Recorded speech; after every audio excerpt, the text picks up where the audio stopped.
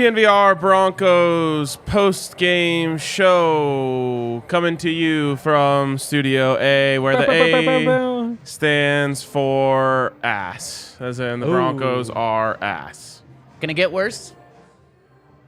Probably. Is this rock bottom? No, rock bottom was last week. Really? I feel worse. This was one of the worst games that I've ever seen. Yeah, because even before this, like, obviously the Broncos are bad, we've known. But it did feel like, they have the defense. Like, maybe they'll have the spark. Like, the first half of that last game, you're like, oh, the offense is kind of moving. But now, like, watching that one, it's just straight up, they're just bad. Like, there's just bad, and there's no goodness about it. Just bad, bad, bad. I guess you're right. It's just you can only rock bottom. Like, how many times can you hit rock bottom? I guess they're just like a bouncy ball. Yeah, and you gotta go up, though. They just keep But that's finding... the week.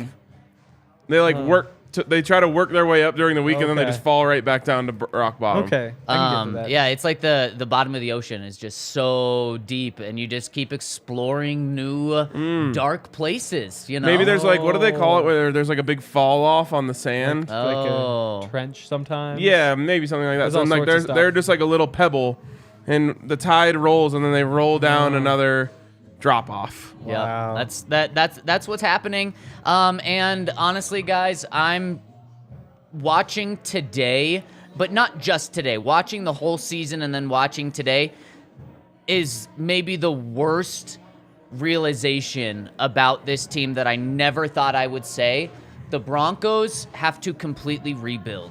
And they are in such a terrible situation in order to do that. When you think of rebuild, you think of, okay, load up on draft picks, use all the great draft capital you have, and then it's going to take a couple of years. Well, the Broncos aren't in that position with Russell Wilson, and they don't have that first-round top 5, top 3 pick because they gave it to Seattle. But this thing, we just see it, and I think we got a little glimpse of it today. The defense is not nearly as good as the stats indicate. The defense is not this dominant defense. When a team wants to do something on them, they're typically able to do it. So this is where I disagree, and I totally understand where you're coming from. I just think they quit.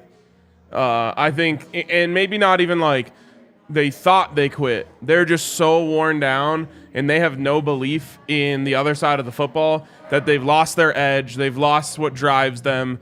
They've lost the desire to play for Nathaniel Hackett and all, and so on and so forth. And so that's why I think you saw what you saw today was a team that, especially on the defensive side of the ball, has nothing left to give. And you just never saw any juice on the field today. They came out like a dead fish and just flopped around for 60 minutes. So for me, that was more of the issue today, but the late game drives are a great point to what you're saying. Right. And just, the score didn't indicate how much of a blowout this was. Mm-hmm. It was way worse than 23-10, and honestly, it felt worse than 23-3 before the Broncos had their 9th opportunity to score in the red zone on that series, the garbage time series. Yeah. They just couldn't get it. It was like a joke. It was like taunting us. Like, are you just end it? I turned to Henry and I said, the Broncos are running out the clock on their own comeback try. Oh my gosh. And he said that, and I was like, wait, comeback? What are you talking about? And I looked and I was like, that really is kind of reasonable. Like, it just like you take the teams out, comeback is possible there. When you throw in the Broncos, that's why you don't even realize at the time that a comeback is a potential thing that could happen. Yeah, and clearly it didn't happen. But really quick, on this defense, the Carolina Panthers got to do whatever they wanted from the start of the game, in my opinion. They ran the ball 46 times. That's because embarrassing. And they ran for 4 yards a carry, 185 yards. That is the defense not doing good enough because the defense knew exactly what was coming 46 times. But then that is just, such punch in the gut to the offense because they just said, all we have to do is run the clock out. We are going to score more points than you. Let's just not have Sam Darnold throw interceptions. And then Sam Darnold, 11 for 19, 164 yards, 1 touchdown, no interceptions, 103.8 passer rating. I personally was very disappointed in the defense, and obviously the offense, you just think every week it can't get worse because they're the worst scoring offense in the NFL, or bottom 3 week in and week out. And then it just does get worse. This was their worst game, and it's against a defense that has some talent, but I think they're the 20th best scoring defense in the NFL coming into this game. So it all leads us to what I would say is the question of the day, which is this Nathaniel Hackett's last game as head coach of the Denver Broncos? There's just no returning from this for Nathaniel Hackett. So I don't know if this game is his last one, but I'll stick with what I said last week. When we talked about this, I said if it's an embarrassing loss against a really bad team, then it will be. And that's just, I think it probably should be. Because, like you said, Ryan, just doesn't seem like the guys are playing hard anymore. And it's so bad on offense, so bad on defense, or so bad on offense, and just as a team, uninspiring at all. So now I don't see a path where Nathaniel Hackett is the coach in 2023. So if you're going to make the move, you might as well do it now. Yeah, I mean, I said again this week, I think if it's a 30-10 loss, then he's probably gone. Winds up being 23-10, but it was 23-3 at one point. Like, it was so ugly. Yeah. There's so many things that you point to and say like that's just unacceptable. And because of that, I think it was enough. And I do think he's going to get fired tonight. Remember, there's no, I know everyone knows this, but there is no upside to losing. None. Other than where your 3rd round pick is, right? Yeah. Yep. So you have to try to do anything and everything you can to win games. And especially based on my opinion that the defense has quit on Nathaniel Hackett, I think that you have to do the one thing that can probably get their heads back in the game, which is to make their coach, Ejiro Evero, the head coach. And you say, hey, look, defense, you are playing for him to be the head coach. That's your guy. Play for him. Forget all the rest of it. Forget Russ. Forget Hackett. Forget Outen. Forget Clint Kubiak. You guys are playing for Evero, and that's what you have. That's what you want to be prideful of. That's what you have to hang your hats on. This has to be the end. It's unfortunate. Nathaniel Hackett really is a great guy, and I do believe there's a world where this season goes totally different if things hadn't gone off the rails so early. But this is the reality. You cannot be 3-8 with the investments that they made into this team, and with new ownership not having had a hand in this.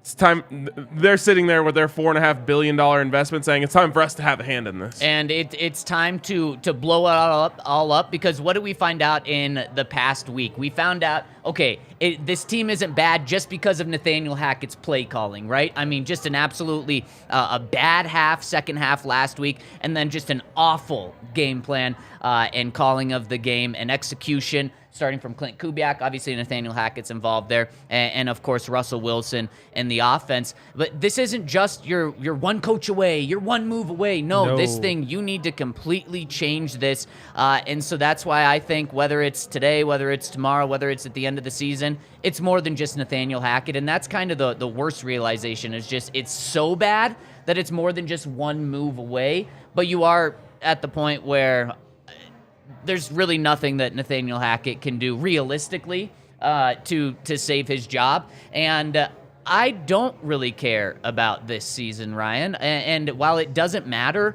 if the Broncos win or lose these couple of games for the future in terms of getting back on the right track and getting those draft picks because they don't have those picks, it does. Now you need to just start evaluating for next year. Mm-hmm. And if that means just having Evero be the head coach to see what he's like, then that's what it's about. So I'm focused on the future 100% now. Yeah.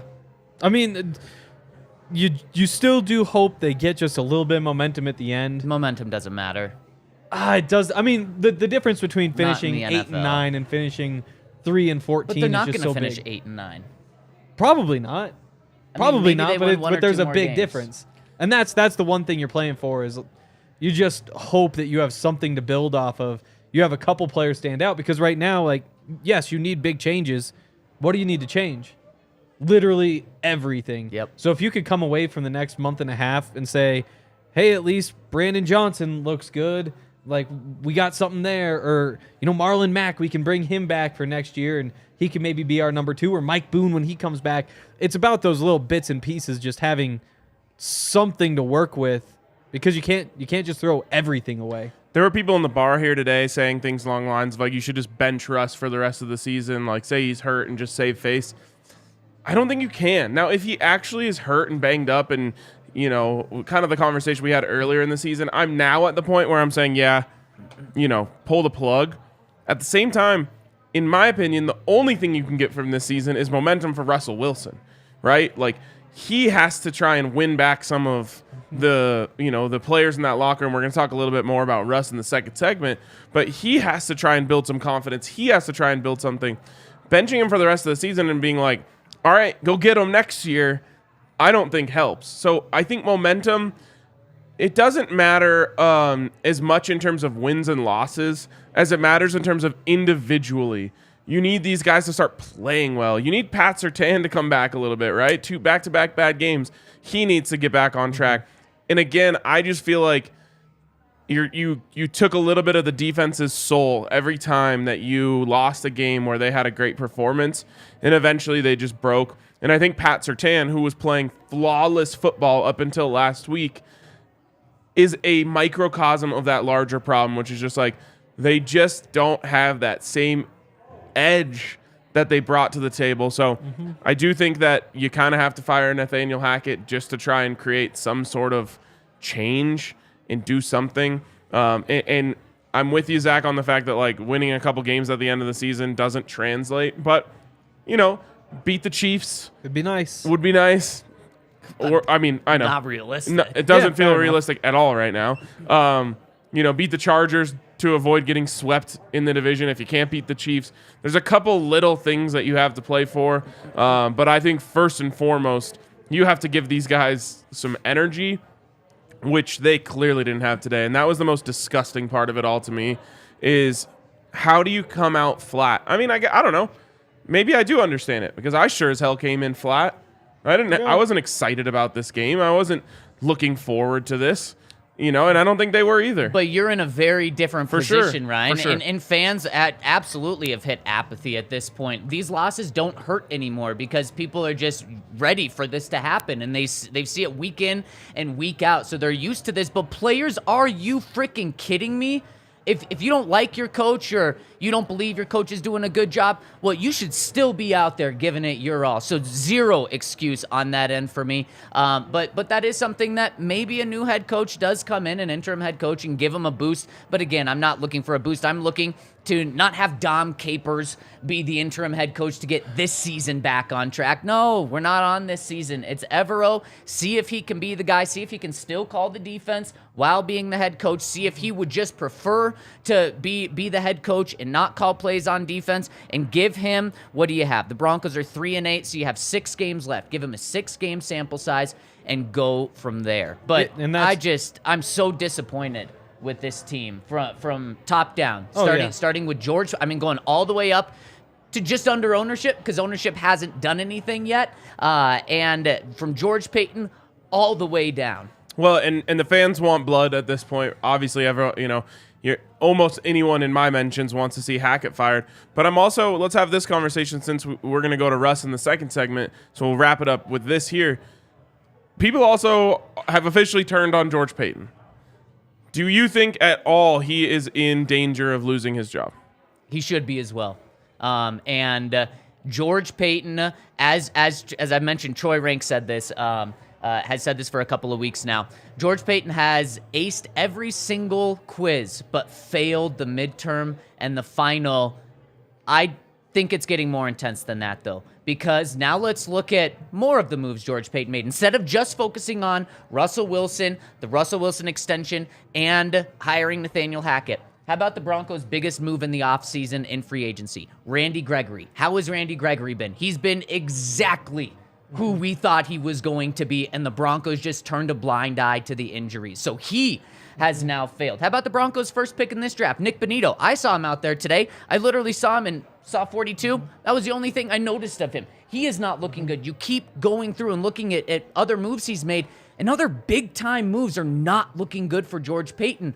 And if you are going to tear it down, well, you have to look at the very top with George Paton. So I think he absolutely should be, his job should not just be safe because he's George Paton. Hank? Yeah, I mean, you have to have the conversation. I'm still, like, I just can't get rid of him. Because, again, like, would another GM have traded for Russell Wilson? I'd say probably yes. Yeah. Like, you don't know for sure, but I'd say probably yes. Man, that's just such an excuse in my mind, though. That's fair, but I mean, that's just how it goes. It's like the Broncos needed a though? quarterback. Well, the Broncos were desperate for a quarterback. The quarterback option presented itself. He went and did it. It was wrong. Yeah. But I do kind of agree with the sense of... The process was right. And it's hard to say. Like, John Elway passed on Russell Wilson when he had a chance to draft him. Would the height issue have stopped John Elway from going after Russell Wilson again? I honestly don't know. Would be a good thing if he did from where it sits right now. For sure. Russell Wilson couldn't even throw to the outside today without getting the ball knocked down. So... Like, you have to look to the future, though, not just the past. It's like, who do you want making your decisions going forward? Are you going to find somebody you trust more than George Paton? And maybe the answer to them is yes, but to me, it's just the talent evaluation. If I'm picking somebody who I want to rebuild this team, I go with George Paton. But George Paton is no doubt a great scout. And there's no doubt, I think he's a really good assistant general manager because he does know how to scout.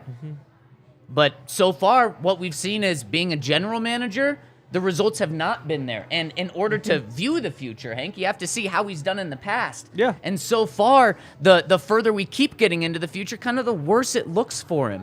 So I think he absolutely should be, his job should not be safe. Where are you, Ryan? Real quick. Jags going for 2 to win. 14 seconds left. Trevor Lawrence got the ball gets at the minute and a snap, half. Throws to the side. Got it. Oh, my goodness. Jags Wow. beat the Ravens. Broncos' next opponent. Well, I guess 14 seconds for legitimate offenses is And a Justin lot. Tucker. And Justin Tucker. Oh, All right, so it's that's not true. over. It's not Justin over. Tucker. Anyways, I am really torn here. What I keep coming back to, and the question was, should he be on the hot seat or should his job be in jeopardy? The answer is probably, from a Broncos standpoint, yes. Because, again, that line from London that Greg Penner said about we trusted George on that one, right? Was that the exact wording of it? Yeah, I believe it was to Greg Penner told this to the Denver Post in London when asked about the Russell Wilson contract. Essentially, he said, "I put something like along the lines of I put my trust in George on that one." But I think it was past tense. I trusted him on that one or something like that. And I have to imagine that you make this massive investment in the team, and then your general manager puts another $250 million into a quarterback that, I'm sorry, we can just say at this point, sucks this year. Yep. Straight up. Has to make a lot of people mad in that family. Yeah. And because of that, I think that George Paton, his job is in jeopardy. I also agree with Henry, though, that you are going to have to make a lot of small moves to rebuild this. And George Paton's small moves and also a big move in drafting Pat Surtain have been good. Obviously, Pat last 2 weeks has not showed that. I'm not letting that take away his entire body of work. With that being said, I think he survives this just barely. And essentially, he is given the opportunity to press a few buttons and see what you can do next year. And if they aren't, at the very least, close to the playoffs next year, with Russell Wilson as our quarterback, by the way, remember, that ain't changing. No. Then I think he'll be fired next year. But then you're in such a weird spot because this year you're on a head coach for 1 year. Then next year you're going to let George Paton hire that next head coach, but then potentially fire George Paton if it doesn't work. Are you also firing the head coach, and then you're going to be on your third head coach? Yeah, you're right. In 3 years, That's that's why it's like, to me, this team is bad, and a total teardown needs to happen. So you're probably saying, I think you made a great point there. You're probably saying, Wait, Justin Tucker somehow is kicking a field goal? I don't know where they are or how it happened. I'm sorry, Ryan. Hold on, everyone. Hold on. It's not even that far. They're at the 49. So 67? 67, So an 66. NFL record for a second straight year. Isn't that what it would be for him? Oh, my goodness. Here we go. 2 seconds left. Snap, hold, kick. Holy He's shit. got it. No, Short. Wow. Jeez, I would have felt really bad for jinxing the Jags if I did that. Wow. Okay, Ryan, I was on the. I was actually very interested in what you're saying. Yeah, no, it's totally fair interruption there. I think you made a really great point there. So your decision actually is bigger than I really originally thought it was.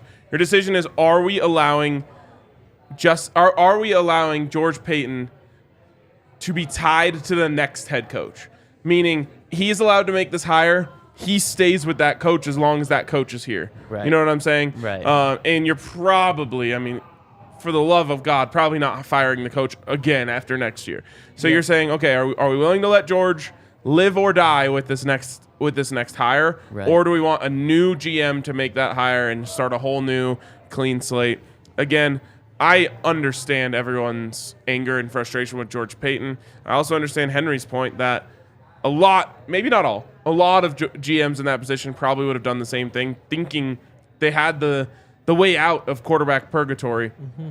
In the end, everything's going to crash and burn if Russell Wilson doesn't figure it out. Exactly. And that's why, would it suck if you have to fire George Paton after that year and get somebody else? Yes, it would. You'd still be stuck with Russell Wilson for 2 more years. Yep. Like at that point, even if you're saying, oh, this is even more chaotic, if they're not close to the playoffs next year, and that's why they get rid of George Paton, you're essentially just screwed until Russell Wilson is gone. And so that's why I don't worry too much about just how screwed you are at that point, because you're really looking at maybe 2025. Maybe 2025 you can get rid of Russ, and 2026 you can. So kind of what you're saying, though, Henry, is we're not going to make any drastic moves because we're all tied to Russ anyways. Well, in any crazy, we're not going to move on from George because he brought Russ here. So essentially, he's tied with Russ and he's going to stay here. No, it's because if you think that he has the best chance of rebuilding the organization, then you let him do it. And if you don't, then you don't. But you don't worry too much about, well, he could be hiring this coach and then you have to fire him next year because of that. No, but you do when it's 3. It could be 3 different head coaches and 3. I do think you have to consider that. But again, like, you're screwed anyway. Like, if you think George Paton can fix this team and he's your best choice, don't get rid of him just because you're scared you might have to get rid of him next year and keep a coach. Like, that just doesn't line up to me. Like, you're screwed regardless for that next year and a half. So don't worry too much about that. It's about who can fix this team this offseason, and I think that's George Paton. You could also make the case that, you don't, like, George Paton has to live with his sins, and it's up to him to try and fix this, rather than strapping some other GM who will be extremely hamstrung trying to change anything with that massive... Not a job you want. Right, it's like you're going to have to sink with this ship, figure it out. Yep, but you're also going to get paid a ton of money in order to do that. Mm-hmm. Yeah.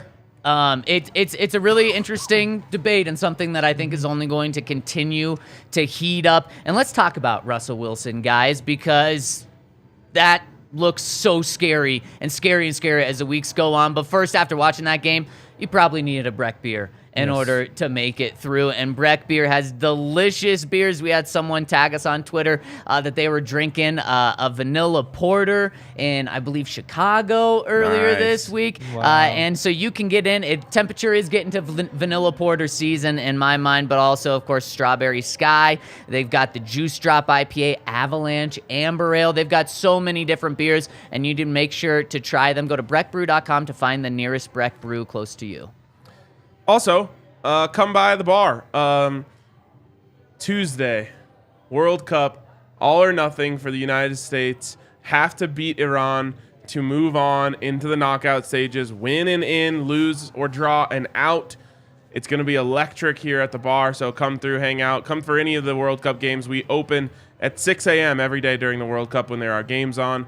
I actually think that is slowly but surely coming to an end in terms of the 6 a.m. games, but the 9 and noon will still be there as we move on. So come hang out with us.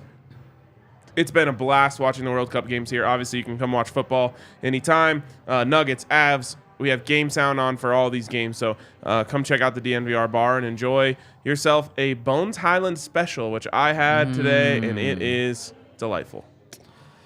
And also make sure you get yourself Vodka. If you want to watch the Avalanche, or you want to watch the Nuggets, or you want to watch the Rockies, that is the best and least expensive way to do it. Plus, you'll also get the DNVR channel, which is cool too. If you sign up right now by going to evoca.tv/DNVR, it will cost $25 a month, plus another $5 for the receiver, and you'll be able to watch Altitude, you'll be able to watch Root Sports, you'll be able to watch the DNVR channel, along with a whole bunch of other stuff. Again, that's evoca.tv/DNVR to watch your favorite Colorado sports teams and original DNVR content. How about this, guys? The Broncos, 14.3 points per game, what they average now, is the worst in the NFL. Not just Broncos, the entire NFL, since 2000. Who is that team? The Browns. The Browns. 2000 Browns. You don't have to know the specifics of that team. No, right. You just know like there was a couple decades there you don't want to get compared to. Yep, exactly. Apparently that was the worst of it, though. Yep. This is inexplicable. It really is. I've said this several times, but just no one could have seen how bad this was coming. And I truly don't understand what's happening. Like, I truly don't. Because it is not as though Russell Wilson is worse than Teddy Bridgewater or Drew Lock or Joe Flacco or Case Keenum. Now, he looks worse this year, but I don't think that overnight he went from, at the very least last season, like a middle-of-the-pack NFL quarterback to the worst quarterback or one of the worst quarterbacks in the NFL just from a little bit of aging. I really don't think that's possible. So I think there is a insane level of disorganization on the offensive side of the ball that falls on everyone in charge of it. And there is a little bit of hope in me that like bringing in a real legitimate coaching staff could help change that. And the way I view it, and unfortunately I'm kind of viewing it from the other lens of a great quarterback who we thought Russell Wilson was, should be able to raise everyone's performance from coaches to players everywhere throughout an organization. And it is just, it's not happening. And every week when I predict the under and I predict the Broncos to score 16 points, in the back of my head, I'm still thinking like, this could be the one. This could be the one where maybe Russell Wilson turns it on, and we're now 12 weeks into the season, still hasn't happened. I am concerned that, like, holy shit, is Pete Carroll the best coach in NFL history for what he did? Because Russell Wilson, especially today, looks lost, looks scared, looks so uncomfortable in the pocket. He's literally running in circles in the pocket, and we don't even see the Russell Wilson plays come out of it. I hope he's just, I don't even know. I hope he's way in over his head, and Nathaniel Hackett's offense just doesn't make sense to him. But then that's also scary as hell because it's the NFL. The quarterbacks should be able to handle really any sort of offense put out there. So that scares me as Travis Kelce, who's washed, according to Ryan, takes it into the house for a touchdown. I don't have the energy to defend my bad takes anymore. I am officially extremely worried about Russ moving forward. And Ryan, I hope it's as easy as bringing in the right guy for him. But Nathaniel Hackett just keeps saying, we're building this around him. We're building this around him. And I believe that they're trying to, but are they just that inept where they're doing it the complete wrong way? Or is Russell Wilson just not that good of a player, that elite of a player? Wow, he did it on Jalen Ramsey, too. Clipped his ass. I mean, a lot of it comes back to that offensive line. I think that it's so easy to get caught up in everything else because nobody likes to watch the offensive line, but they've really struggled recently. They've gotten really, really bad. The fact that there's no running game at all. Latavius had the one big run. They'll make the stats not look so bad. But outside of that, they have not been able to run the football. So that whole half of playing offense is just dead. Like you're with Latavius, who is your best option. You're just saying, okay, go out there, give us 3 yards per carry over 14 carries, and that's your job from week to week. That's not offense. That's not how things work. And then it just expands from there. So all of a sudden, the defense doesn't respect the run. They're not sitting in the middle of the field. So that opens the middle of the field up a little bit. Russ isn't taking advantage of that. He's never been able to do that in his career. They aren't protecting him. How many hits did he take again today? Some of it's his fault. I mean, there's a couple times where guys get into the pocket and he's trying to like run around and dodge them, and that's just not working. He doesn't have the burst to do that anymore. But that combined with the offensive line letting guys back there really doesn't help. And then he's jumping when he goes to throw. As a passer, things are not going well. There aren't many open receivers at this point. He doesn't see them when they are open. And then he doesn't hit them. I mean, everything needs to be going wrong for a team to be this bad. Yeah, like, and everything is. Exactly. So if you want to point to one thing and say, like, I think that's it, I mean, you're probably right. Like, that's a part of it. But it is literally everything is going wrong. Yeah, and it's scary because the offensive line was the scapegoat in Seattle anytime things were going wrong. Mm-hmm. And I also don't think they ever put together a good offensive line. But it feels similar to that. At the same time, I do believe a strong offensive line would allow you to get a strong running game if you had any backs. And that would allow you to open things up for Russell Wilson, and that would allow things to slowly but surely get easier for him. So I do think that is the quickest fix, but it's not one of those things that you can just be like, oh, we want a new offensive line. Okay, we got one. Exactly. So then that it kind of boils down to, at least the way I interpret what you're saying, Ryan, is what I was saying in the first half. You got to blow this thing up. And where are your assets? On the defensive side of the ball. Yeah. You're looking at blowing up the defense in order to get that offensive line and get a playmaker. You're probably just going to maybe have to let Draymond walk instead of giving him $20 million. Use some of that money to go get offensive line in free agency. Potentially trading your top guys on defense too. Justin Simmons. Yeah. Pat Surtain. Now, he's the one guy that I hesitate to, but if you can get 2 first-round picks for Pat Surtain, I mean, you're at this point where Ryan, and Henry, because of the way that everything has to be built around Russell Wilson moving forward, you have to give him everything now because you're not moving on from him. So I'm at that point where when I say blow it up, I mean pretty much blow the defense up because you can't win consistently with defense, and the Broncos have tried over and over and over and over again.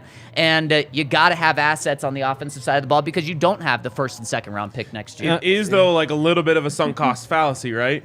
Where you screwed it up with Russell Wilson, and then you keep dumping more and more and more into it to try and fix it. Yeah. That scares the shit out of me. Yeah, it's totally fair. You gotta dump something into that offense though, because it's terrible. I agree, but at the same time, what if Russ is just horrible now? What if he is this bad, really, regardless? And you just like dumped all these assets into Brandon Whedon. Yep. Hey, why not? I mean, you've got 3 years with him regardless. Yeah, that's the thing is you don't have a choice. If At he's least not starting good, next year, then you get your first round pick back, and if you suck again, then you'll get a high one. Well, and that's why if you suck and Russell Wilson is this bad, well, then you're going to move on from him and eat a lot of dead money maybe a year or two earlier than you were planning on. But then you'll have that first-round pick to at least go and do something with and get a new quarterback. And to me, building around Russ means you start with the running game. You just have to get some running game going because that way if he's bad, guess what? You're going to be able to grind out a couple wins. Every team in the NFL wins a couple of games just because they can run over a team. Like maybe not even because they're better, just because it happens. Broncos haven't had that once.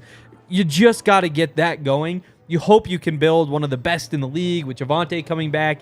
Again, that's a risk. Who knows? But to me, offensive line is where it starts. Running game is where it starts. You're stuck with these receivers. Like after next year, if you want to switch out Cortland Sutton, Tim Patrick, Jerry Jeudy, feel free. At this point, you're stuck with those guys, though. I can't believe I have to do this. I guess this is just a weekly PSA that we have to share on this podcast. You cannot get rid of Russell Wilson. No, you can't. It's in the comments, I see it a million times. Every 3 seconds I'm looking over there, someone says, get rid of Russ. You can't. It's not an option. So we have to just stop.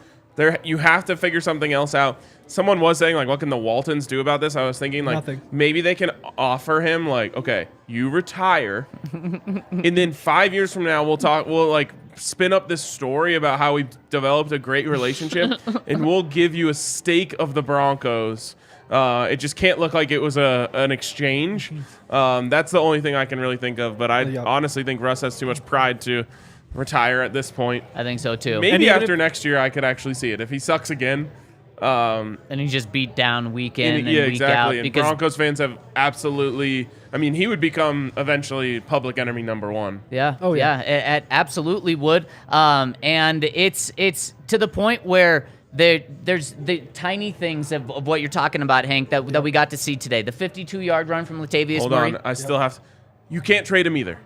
You can't cut him. You can't trade him. No one is taking on that contract for anything. And even if you could. Yes, exactly. You still get hit with all the dead cap that you would get hit with if you cut him. And so really quick, what Ryan means by that is if you were to cut him after this season or trade him, $107 million in dead cap, meaning money that you cannot spend. That's nearly half of what the salary cap is going to be. It is impossible. Yeah, it's impossible. There's no way to that field a team. you could cut your entire roster. It wouldn't save enough money. Then the following year, $85 million in dead cap. Again, just Still simply not possible. numbers wise, I don't think so. And so that won't happen. The following year, if it is as bad as can be, $49 million in dead cap. His cap hit would actually be $55 million. So there you can say, okay, if he's going to be hurting us, let's just pay him essentially the exact same amount of money to not have him on the team.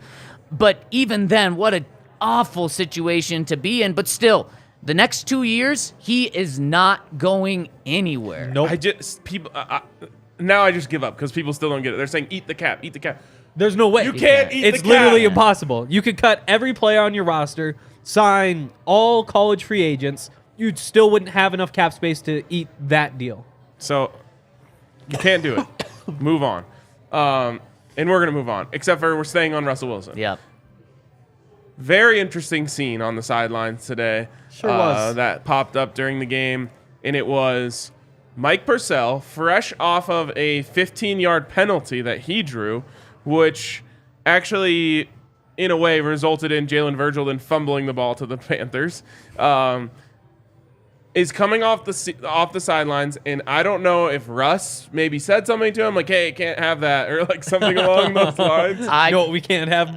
Didn't that look like that's what happened? I mean, Mike Purcell is walking straight, and then he immediately, like, you could see the words from Russ hit his body because he just freaks out and runs right over.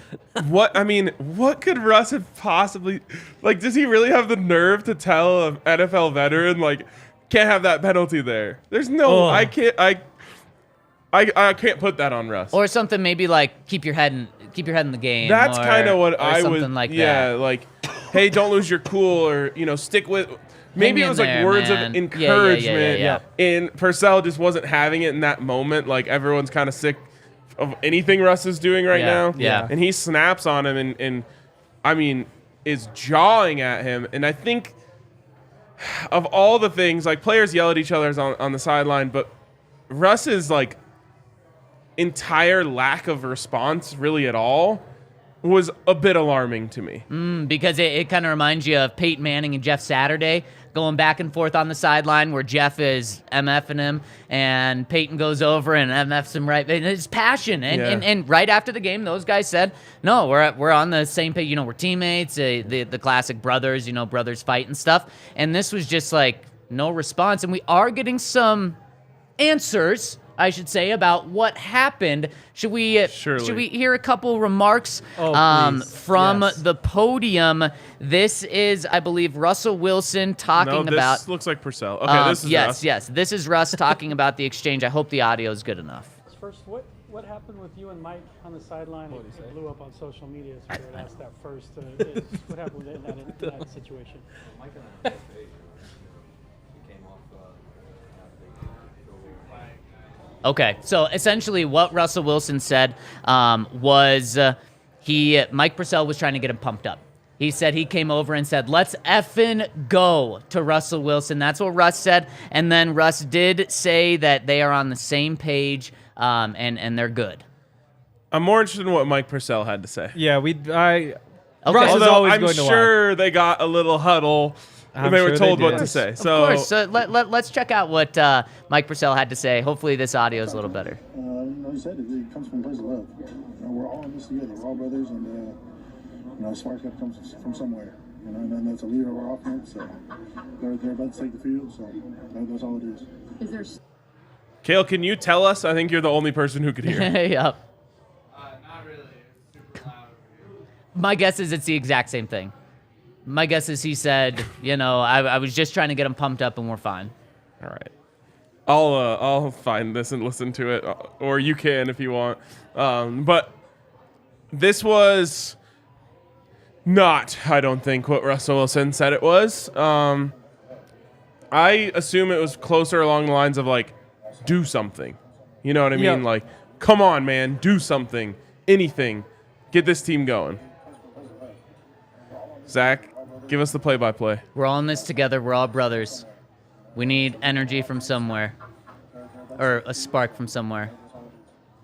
That's all it is. Yep. So, I mean, the company line right there. Honestly, That that's makes me less, think- though. Yeah. Yeah, that makes me think he said something. Yeah, for sure. And it just, if you're Mike Purcell, just the way he kind of flinched and immediately changed course was, I don't think Russ said anything bad. It was probably just something like, buddy, you're going to say something to me right? You Yeah. are going to say something to me right now? Yeah. That's what it felt like. Again, it's a little bit of conjecture on anyone's yeah. part. We could probably try and do some, get a lip reading Yeah. forensic specialist to. The issue is Mike's back was to him, Yeah, I or know. to us. I know. Maybe someone from the sideline, Yep. like a fan, Yeah, heard it. yeah. Maybe we'll get a better solution to this, but it just feels like another massive problem that the Broncos have is that the players don't like Russell Wilson, and it's something that was warned. And we saw in a very public way from all of the former Seahawks. Well, mostly former Seahawks defensive players. Yes. Which was, again, one of those things that you're like, yeah, they felt like he got too much credit for the hard work they did and blah, blah, blah. You could kind of write that off in that way. But we also saw some signs of this when we were, when I learned about the upstairs office, it was told to me by players who didn't necessarily think that was cool. Right. And it wasn't necessarily like he thinks he's better than us or anything like that. It was just like, yeah, he's not really ever around the locker room. He's in his office, which is on the second floor. And it was like, wow. Yep. And, I was, that same person told me of a legendary quarterback that they played with who was in the locker room, did not have his office, a quarterback who's better than Russell Wilson. Right. Who was like, he basically said like he was the ultimate one of the guys. In fact, when I played with him, he knew my name the first day that I got there when I was just like a practice squad signee. And so there's like these little things that we had learned going on. And all I thought all along was, yeah, as soon as they start winning, all that's going to go away. Yep. 100%. Well, the exact opposite has happened. Yes, it And has. so not only are the guys rolling their eyes at Russ for some of the more cringy things that he does at first, then they're like, well, he's not really one of us. Then he sucks. And it's just like, he doesn't really have a leg to stand on for the type of leader that he wants to be. And this is as bad as anything that the Broncos are dealing with right now. Because, again, there's no moving on from Russell Wilson. There's no moving on from all the players who don't like Russell Wilson. Right. Now you're just, like, trapped. And I don't know how they can fix that one. And you talk about trapped and how they can fix that one. We talk about how maybe the Broncos will get a new head coach boost next week if they made a move with Nathaniel Hackett. You can't do that with the quarterback position because he's stuck here. So maybe the new head coach boost wouldn't even help in reality because you still have the quarterback that players are getting frustrated with, to say the least. Yeah. I mean, Colorado fired Carl Durrell, got a win. Yep. I don't know how that team won a game this year. Anything is possible when you fire your coach. Yeah. For 1 week. Yeah, exactly. For 1 week. You get the 1 week It's boost. the only football game I've had fun with this whole season. Wow. That one. Yep. Yep. Understand. Remember when the Broncos are 2-1 going into Las Vegas Wow. to Oh, play actually- the 0-3 Raiders, and it seemed like everything was right. Yep. Actually, the London game was really fun. Yeah, the London game was fun. Ooh, that was fun. And I mentioned Nathaniel Hackett. What do you guys think? He was right in front of the altercation. What do you think? Because there's a lot of stuff going out on Twitter of saying people thinking Hackett did nothing. Hackett didn't hear it. He, of course, heard it. You would think. He was But, the only one in between them. Yeah, those cameras though, when the lenses are so long, like it can look like he's like 6 inches away when really it's like 6 feet away. You know, like sometimes they'll cut to like the end zone view of a play. You're like, oh, here they go. They're lining up at the 5-yard line. Right. But it looks like the end zone is like right behind him because of the telescope. So No. Ryan's looking at it right now saying no chance. I see what you're saying. Okay, I kind of see what you're saying. Like, it's possible that they were like, he was like 6 feet behind him Exactly. when that happened. I will say Hackett loud was, football it stadium. sounds like he's talking to someone in his headset, so that is possible that he didn't hear it. With a headset on, yeah. So you know what Hackett said after the game? He said he didn't see it. Maybe a little wise right there to say he didn't see it because obviously he didn't see it. I don't know if he heard it. I would imagine. I guess on the sidelines there's always just a lot of yelling. So honestly, he could have just thought that someone was, just doing typical yelling. Especially the headset over the ear on that Yeah. side. And so, like, obviously the I didn't see it could be a cop-out. Like, I didn't see it. Right. It also could be, like, if he really didn't know that it was right behind him, He doesn't react. he might be like, I didn't see it. Like, he might Right. think he would have seen it, not just... He doesn't it react right in behind. any way. In any way at No, all. Not at all. Doesn't flinch, doesn't move, doesn't look back to see what's happening or who's involved. No. So the more I see it, the more I think he actually might be able to plead the fifth here. Yeah, And- I agree. Yeah. And maybe he did hear it and all that stuff. There's just so much we can go off of here that I don't need to throw Hackett into this big mess, You'll give him a break on this one? Yeah. It's like when they lose like 50-0 and somebody's like, yeah, remember when that one tight end missed his block? It's like, no, not really. It's kind of the side of the screen. Like, there's enough we can fight about Right, with all this. yeah. It's like, yeah, it's whatever. It's very true. Ryan, after doing some more micro analyzing, what are we seeing here?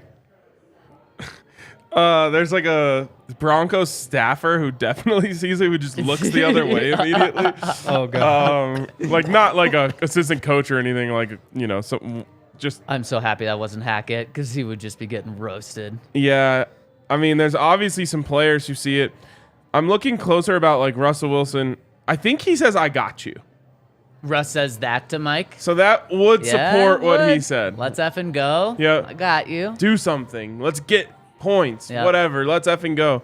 But I'm pretty sure Russ says, "I got you. I got you." Okay. Well, maybe the story is. I shouldn't say I'm pretty sure. There. I should say that's what it looks like It to could me. be. Okay, Yeah. fair enough. There was a bright spot, man. It's so tough to even say that, but a cool little moment, and let's hand out our DraftKings Sportsbook King of the Game here to Brandon Johnson. But okay, his family is like, man, Yeah. what a cool game, Yeah. what a Yeah. cool opportunity, first career NFL touchdown.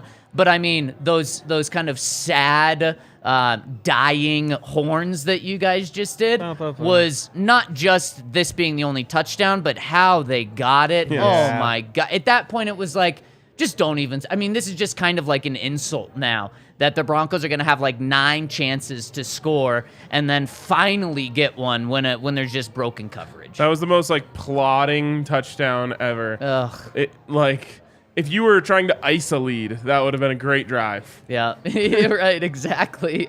Not when you're just desperate to score. Yeah. I don't know, man. It's I'm really happy for Brandon Johnson. Let me try to Yeah, put everything yeah. aside. Yes. Really, great job. Went through a lot, obviously, this year. Was really impressive in camp. Dealt with the injury. Was able to stay around, which I think is a testament to work that he put in camp. Yeah. And once he got healthy, was able to get out there. For him to get his first NFL touchdown, hats off. Stoked for him. Stoked for his family. Yeah.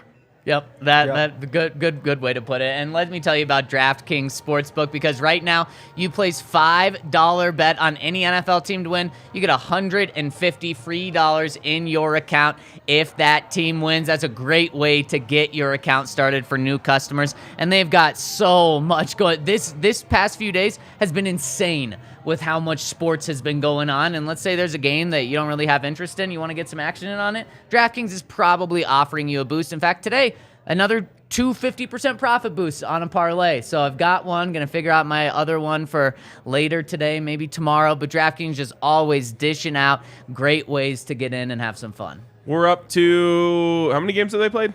11? 12. 11. You're right. 3 and 11. 10-1 on unders Broncos games. Wow.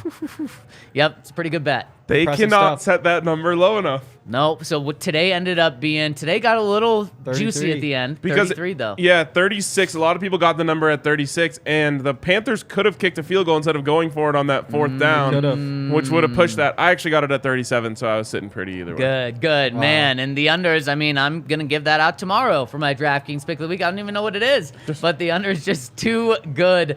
So you may just want to jump on that before anyone Who do else they play does. next week? The Ravens.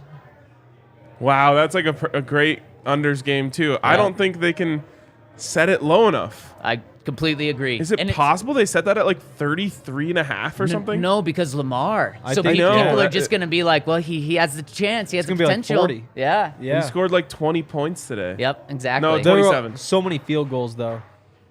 Like, they So were it just could've been getting more. inside the 10, Yeah. inside 15, kicking Alright. field goals.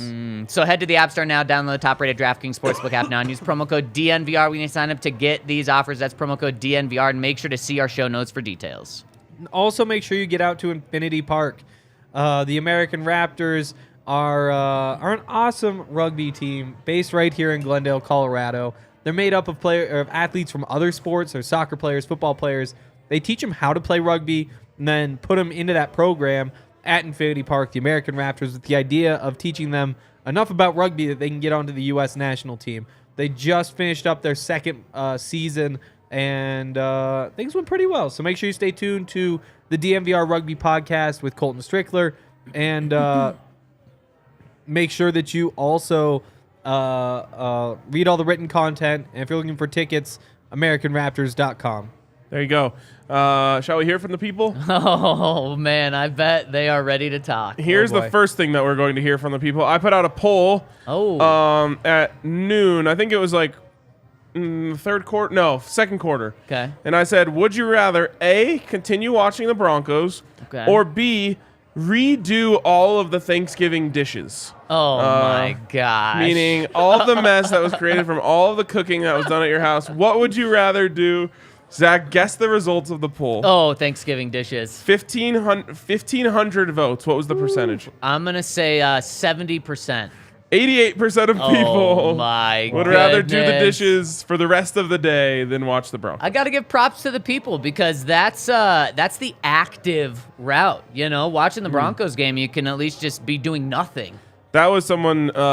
Someone did say that. Like, well, at least I can just sit on the couch and drink beer for the Broncos. Yeah, exactly.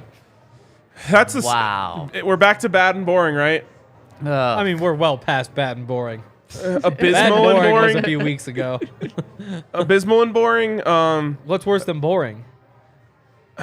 Gosh, I don't know. Tiresome? Sleepy? Yeah. Like, not only is it just boring, but it also makes you tired. It's abysmal and unconscious. It's like, yeah, something. Unwatchable? But it's like Definitely. it's that. like mentally draining to Yeah. watch the Broncos. Like, it's not just like, wow, I'm bored. I wish I could do something else. It's like, God, I feel like, I don't know. I feel like my soul is slowly but surely leaving my body through every orifice. It does feel like that, doesn't it? Good way to describe it. Yeah. It does. It's not very fun. It's Yeah. so unfun. It sucks so much. Yep. All right. Well, that was bad timing. I guess we could just read them from the We side. can. First one comes in from Steven Sholey as we get to the super chats here. Wait, don't you have to read it Stephen Sholey? You know, like you would say? Sholey? Sholey. Sholey. Sholey yes. from Stephen Sholey. Oh, boy. Russ has blown his Hall of Fame chance. He's big bad. I mean, if it continues on this path, Yes. definitely. Yeah. Oh, and I mean, definitely. then Pete Carroll will be a Hall of Famer. He probably already was going to be. It's like first ballot now. Yeah, he's going to get a lot of credit, and I think they'll probably retroactively give additional credit to the Legion of Boom. They might get all members in. Man, I do not. I hate them. I do too. I can't stand the Legion of Boom, but yeah, it'd probably be right. Yep. Wow. Real quick, over under on when we find out Nathaniel Hackett's fired? Like set the time. I would go 7:15 in the morning tomorrow. Yeah, I'll take the under. So sooner. Yep. Yeah, I'd definitely take the under. There's like the 6 a.m. news that comes out. But I also think this could be like a late night. I news think we thing. might get like a midnight Yeah. Mountain Time drop, so like 2 a.m. Eastern. Well, call me if it happens. I might be asleep at that point. I would love to be asleep, but I'll probably be awake. I just do it. Just do it now. I don't see what the holdup is. Just wait to get off the plane. Yeah, it's also Potentially? a totally different. I guess it's not. It's the same PR, so I feel like would have a hand in when the news Yeah, drops. probably. But it does feel like maybe we might get a change up of like the Broncos almost always do things in the morning after. They almost always do something like Right. maybe it's different this time and we just find out soon. I mean, if it's eventually gonna happen, just make it happen. Yep. I just looked up the Pro Football Reference. They have a Hall of Fame monitor. Oh. So it just like scores every quarterback. So right in front of Russell Wilson in odds to get in, Ken Anderson, Eli Manning, Phillip Rivers, Ben Roethlisberger. So like Roethlisberger's getting in. Those other two Eli's probably for sure getting in. right behind him. Cam Newton, Matt Stafford, then Boomer Esiason, Joe Theismann, those guys who didn't get in. He's right on that line. He is. Because Cam, I don't think is getting in. And he's working against himself. He is. Right. I would guess he was higher on this list before the start Yeah. of this year. Coming here, I thought he was for sure going to be a Hall of Famer. Now I am Yeah. questioning it. Should I He just thought he was go? padding stats for 5 years at the worst. Yeah. Should I just go put on the producer headset and bring up the super chats? We may need you. As long as we can record Kale's reaction when he gets back. Yes, that would be great. Screw it, I'm doing it. Oh, there All we right. go. I love it. Arcade of the producer's Arcade chair. producer. So do we call you super producer arcade moving he's gotta forward? earn that. Or He's gotta earn the gotta super. earn it. Yeah, that's true. We don't even know Junior if he producer, can, RK. Junior intern producer? Okay, interim producer, Okay. yep. It is a football show. Oh, interim. I said intern. Oh. Yeah. Oh. Know from the listeners if they can hear me. So in the comment section, let us know if you can hear Ryan. He was just talking. Yeah, he was. Boy, we're just Hopefully the answer is yes. I don't think we we're just have a any. 3-8 podcast right now. We are. RK getting it done. Jose, you got to help us out a little more. Are you hearing Ryan? Not really. JJ Wright said not really. That's not good. Barely. Yeah. Okay. Can you hear him you now? hear him now? He just said, "Oh, T-Mobile No. commercial." No, just came in. Maybe No. Can't no. hear. Maybe we just Ryan just takes the rest of the show off from talking. Wow. All right. Okay. What about now? Can you hear him you now? hear him Definitely now? not super producer. Kinda, status barely. Yet. Very little. Let's. If there is no other No, sound. they're saying you don't have a mic, No Ryan. mic. So. Said, can you hear me now?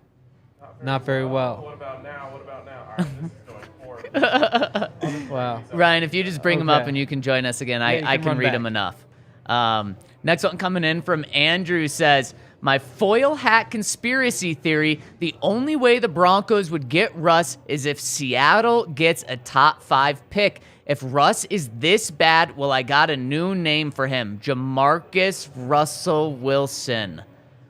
Wow. Yikes. That's harsh. Yikes. That's harsh. And that's what we're looking at right now, guys. Do you know what pick the Denver Broncos are sending the Seattle Seahawks as of now? First and foremost, I'm officially retiring from my production career. what a shame. Wow. Yeah, Damn. good news. But the good news is we have Kale back. Hey! Kale, you probably chose the worst possible time to leave. I then tried to take over for you as Yeah. producer, and it went horribly. It did go badly. So let's go back to the third super chat that we have. Really Right? quick. What's your guess? Yeah, we'd be starting there. What's your guess on the pick the Seattle Seahawks are getting from the Denver Broncos for Russell Wilson? Number 3? I would guess 3. Bingo. A top Wow. 3 pick. Bryce Young, CJ Stroud, And Will Anderson maybe? And well, Chicago's at 2 right now. So Houston's for sure taking a quarterback. Chicago, no. Yeah. So you could be talking about CJ Stroud, Bryce Young. Yikes. Big time yikes. Big time yikes. But still have to hit. It does. But Yeah. if you're talking about a top 2 quarterback in a draft, you'd feel pretty good about it. 50-50. Especially with this year. Yep. Yep. Also for the Jamarcus Russell thing, completed 52% of his passes his career. Russ is at 59.5 this season. 18 touchdowns, 23 interceptions. Russ is at 7-5. What is Russ's this? 59's coming down after today, though. 131.7. I think that's including today. It makes it no, look like it. Spot Okay. track, or are you on? Google. Oh, Google. Okay, maybe it does include it. Okay. He was at 59 coming into today, and Oh, today then he maybe was not. at 55. 65 quarterback rating for Jamarcus, 83 for. So he's not Jamarcus Russell bad. Fair enough. All right, next one. Hackett needs to go. Only watching Nugs and Avs. You a may good get your, life. may get your wish. Bring U.S. World Cup in there too. The fellas think it'll happen within 12 hours. Yep. Yep. We're gonna be up Yep. early tomorrow. Yeah, that is for sure. At least there's World Cup games on. That is also true. Alfredo says, this is whack. You could feel, or you could tell the team is done and not even trying out there. They need to fire Hackett like yesterday. Any coach/OC combos you would like to see next year? No. I mean, just the one that's just so obvious, lazy. I don't know how you want to classify it. I think you can classify it many different ways. Is Dan Quinn, and who is it, Schottenheimer with him down Yeah. there in Dallas? I mean, that's the one that just makes the most sense, especially if it's George Payton making the calls still, because how much he likes Dan Quinn, how he was close, but Dan Quinn could easily turn the job down. He could say, yeah. unless the Waltons say, here's $15 million to come do this. Like, they could get him if they really wanted him, but he could say, I don't want to go somewhere where I'm going to be put in such a tough spot. Totally. And also, the Broncos passed up on him last year. True. No, well, I don't think they did. You don't think they had the money to get him? I just think that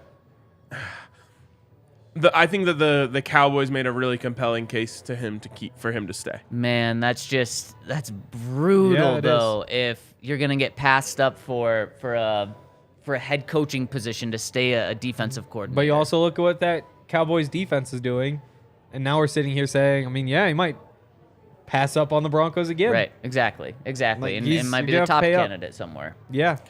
All right, next one coming in from Steve says, I've always liked Mike Purcell. I love him today after watching him yell at Wilson.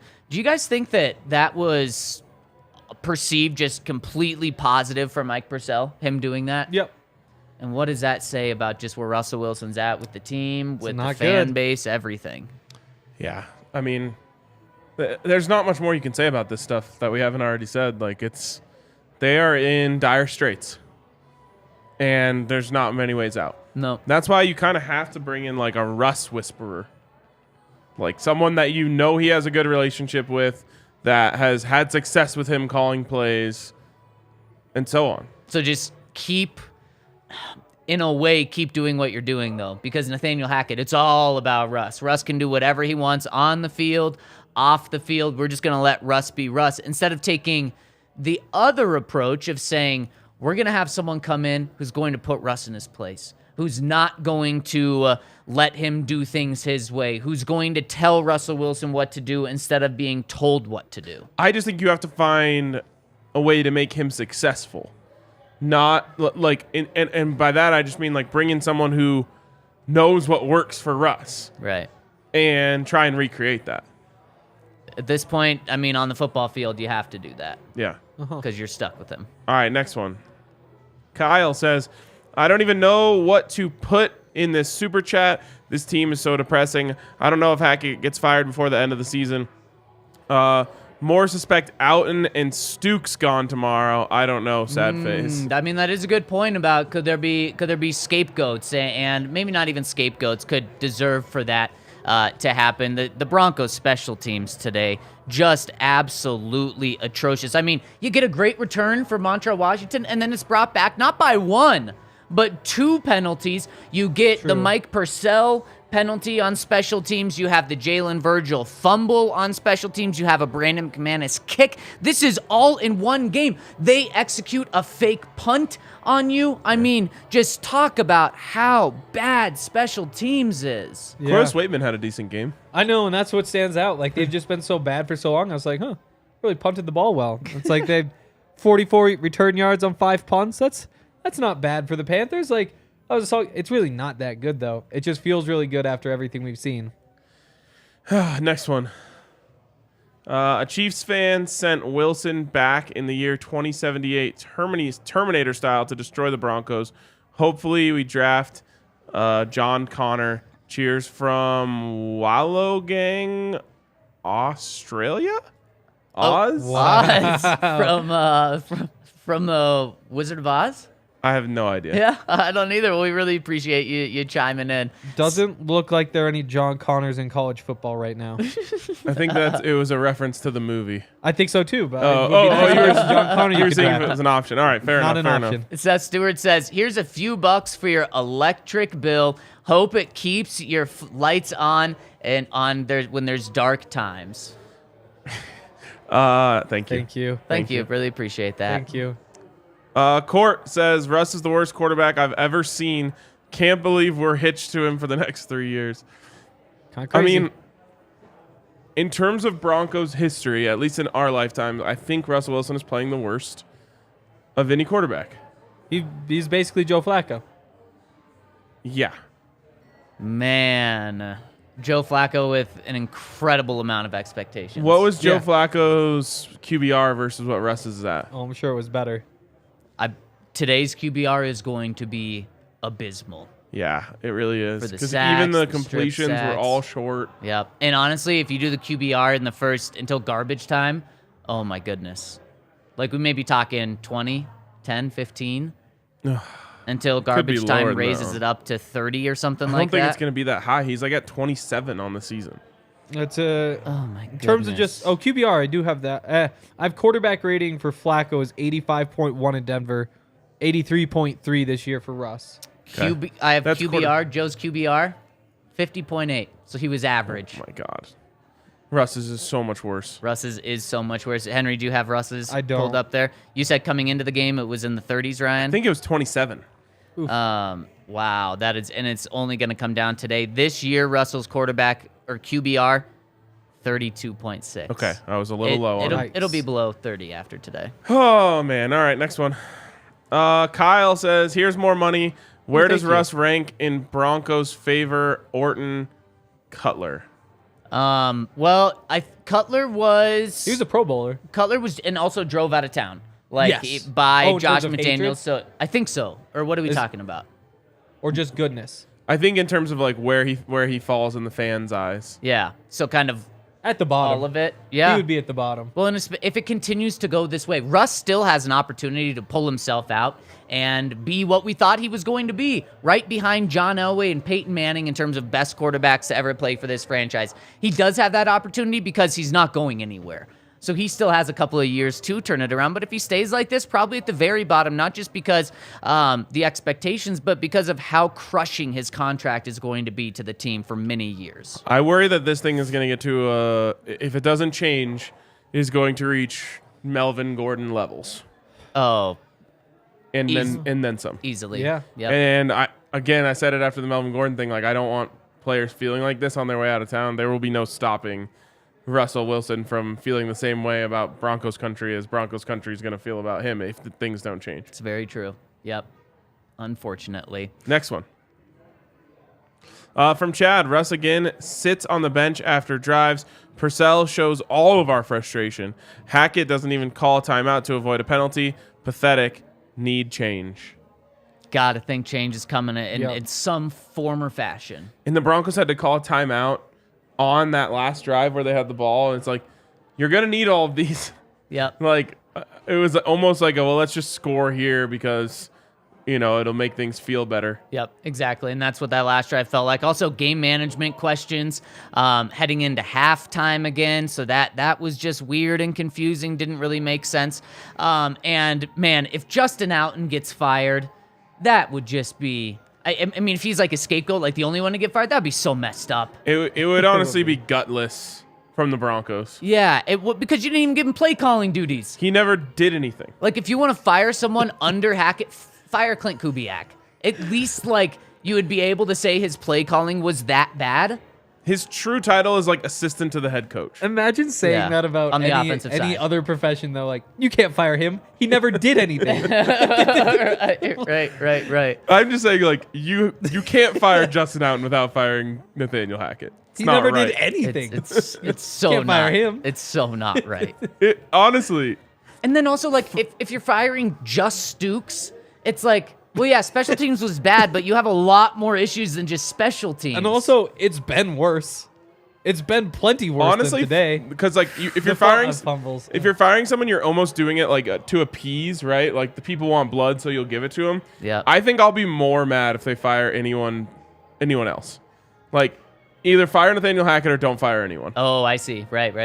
Yeah. Like, you're not gonna appease me right. by firing Dwayne Stukes or Justin Outen. What if And they you know fire what? Clint Kubiak? Yeah, that would be. Wow, you suck. And you Give know me what, those 2 Ryan? games. I think everyone's with you. I think fans are there with you. Like don't try to like toss some meat to the piranhas. Yep.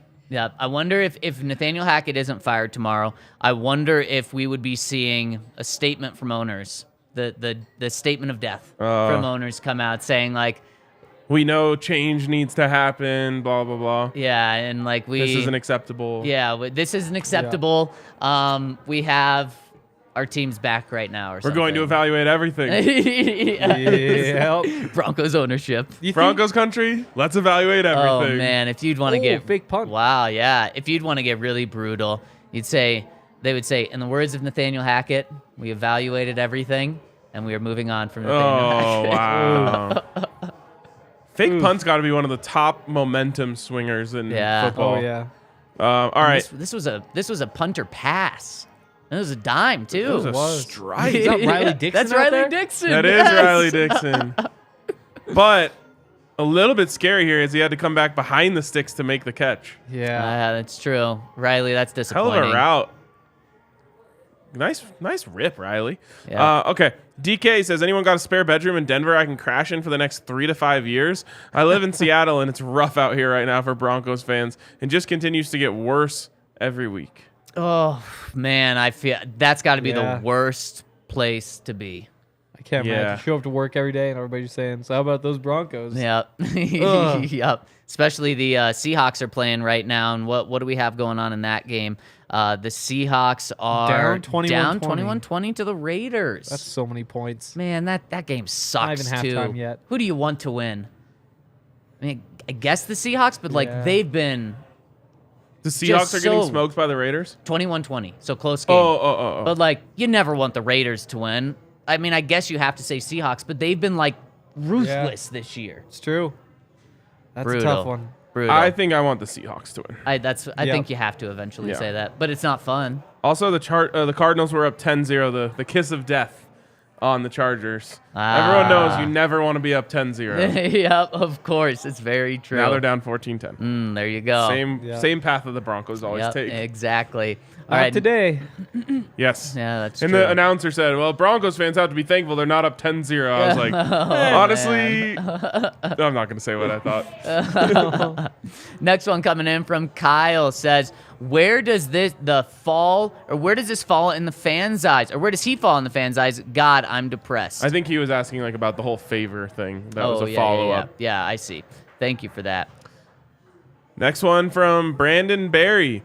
I have no idea how you boys do this day after day, week after week, loss after loss.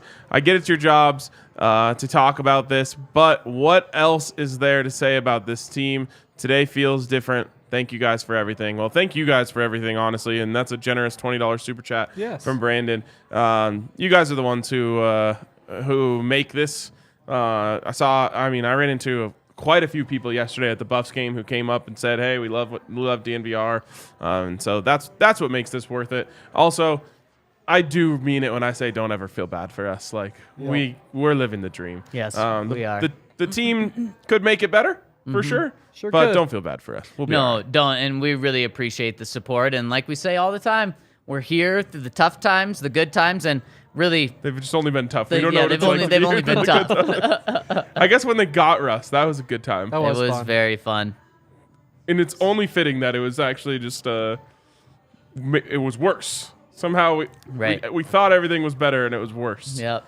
crazy. What was the stat they had in the broadcast today? Like Hackett's the third consecutive Broncos head coach to start 3-7. It's just mind blowing. It's so bad. Fangio started 3-8. All right. Nice. From Nick, why not cut ties and eat the money on Wilson's contract? Handled that. We gotta just record a video. Let's just Soon make a quick explainer. little video. Good explainer. It'll, Yeah, it'll soon just explainer. start every single podcast. Yeah, Like yeah. the last 15 seconds of the countdown or whatever is somebody explaining why they can't get rid of Russ. Yes. Yep. But like, let's get into the real details of like Yep. what it would look like. Yep. You can either pay $22 million to have him or $101 million to not have him. Now, you don't $101 have million that $101 you million. can't use. You Right, don't have right, the right. space to do that. Man, that's a podcast. Yeah. One day is just breaking it down. That's more than just a 2-minute explainer right there. Fair. It'd probably be both and an article. Yeah, yeah, And yeah, let's yeah, just yeah. cover all the Nobody would bases. know. Yep, still. of course. All right, Steve coming in and says, in which game do you think we see the return of the quarterback carousel animation? Real quick, can you go back to the regular comments, Kale? Never mind. When, The, do we- uh, when do we see the quarterback carousel? I mean, Soon that's as Monday Night the- Football, right? It is a Monday Night Football thing. So it would be next season. Yep. Broncos only play on Sundays here moving forward. Yep. Also, the Broncos-Chiefs game in 2 weeks from tonight, actually, that's Sunday Night Football, that we will know if that is flexed by Tuesday or Wednesday this week. If it gets flexed, can it get flexed to 11 a.m.?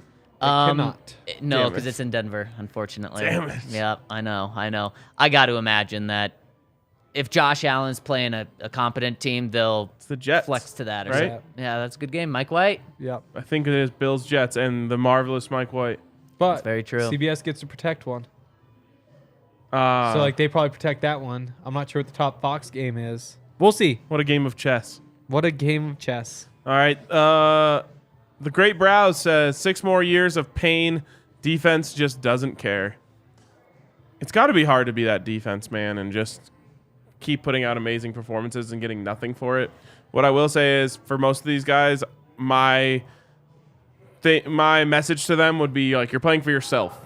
Absolutely. Don't think about like the idea that it's so hard because of this offense. Like you're making money or losing money based on how you play. Absolutely. And today I don't feel bad for the defense. I don't think they held up their end of the bargain. True. While also saying that the offense obviously didn't either. No. I don't think any part of this team held up their end of the bargain. They didn't. Although it is the magic number of 24 that they held them under. It's just the standards have changed. Yep. They have. Well, and against a bad offense too. Yep. Man, Darren Gray says, bench Wilson, play backups with Hackett calling plays. Just to be mean on the way out. Wants him to get fired? Real quick, are Panthers fans like their conversations are probably like, yo, Sam Darnold might be the future. Wow. Oh, they're probably upset about this game, about getting a win. Probably. Because they know where their Possible. season's going, and they still have that first-round pick next year. Must be nice. Next one, I miss Champ Bailey from Victor T. Yes, me too. Although Wow. Yep. Pat did have a tackle early in the game that on a third down that was vintage Champ Bailey. That was so. He Yep. got so low, and not just tackled him, but made sure he Stopped didn't him. go any further. Yep. I think it was in the ASU U of A game. Did you see that tackle where it was like it would have been a first down to ice the game, and the guy literally grabbed him by the undershirt and like it was like kind of like out of a movie where like you reach like so close to where you need to go, and then like he just pulls the undershirt back and he doesn't quite get to the first down. Oh, man. One-handed just on the undershirt. It was Wow. sick. Just pure biceps right Yeah, there. just all strength and finger strength, and the guy's My like goodness. almost like running in place because he's trying to go. that is too good. Did you guys see Justin Simmons just hang on? I think it was to Foreman's leg and kind of get like dragged a yard before he was able to bring him down. Yep. Definitely reminded me of me. Yep. Yeah. Henry said, not a missed tackle. Not a Yeah, missed no. tackle. He, Yep. he got him down Did have a eventually. clean whiff later. All right, last super chat for now. Maybe we have a couple more. Invest all resources in the O-line, take the ball out of Russ's hands, and you can be competitive while we eat the contract. I think you can actually be better than that if you get a good offensive line. Yeah. I think you could turn this whole thing around. It's just you can't just get a good offensive line or else everyone would do it. I think you could. I don't know that you would, but I think you could. If you got good offensive line, you could be a playoff team. when the Broncos got the muffed punt that the Panthers had, and they went down. I think they kicked a field goal from that. They didn't throw a single pass. Now, Russ did get sacked once in that, so they did drop back, but it was 4 or 5 passes out of 5 or 6 plays. And to me, it's like, damn, it's pretty telling of what they kind of thought of Russ in that moment. And they, when they went down to score that late touchdown, it really felt like to me like they were really trying to get Russ a touchdown pass. It did. Just like, well, we'll throw it 4 straight times trying to get him one. Yep. Ends the day 1 touchdown, no picks. Yep. It's like, okay, that's not great, but it's not horrible. No, today was horrible. I think Russ is getting sick of the dude on TikTok who says making Yeah. a TikTok every day until Russell Wilson has more touchdown passes than toilets in his house. Oh, man. And so now he's at 8 for the season. He has 12 toilets in his house, and there's 6 games left. So you do 1 a game, just like he did today. I don't think it's happening. You think he ties? Maybe. If he's under, that would mean half a touchdown a game. At most. Oh, my goodness. Pretty rough. It is. All right. Anything else, Kale? All right. That is all we have for you That's all today. Appreciate you guys for tuning in. We'll, of course, be with you. It doesn't mean you approve of the Broncos result if you hit us with a thumbs up on your way out. It's true. We appreciate that from everyone. That is going to do it for us today. We'll see you guys tomorrow. Maybe be ready for an early morning emergency podcast. I know we will be ready. So potentially see you early. If not, we'll see you guys later. Thanks again for tuning in. We'll catch you tomorrow.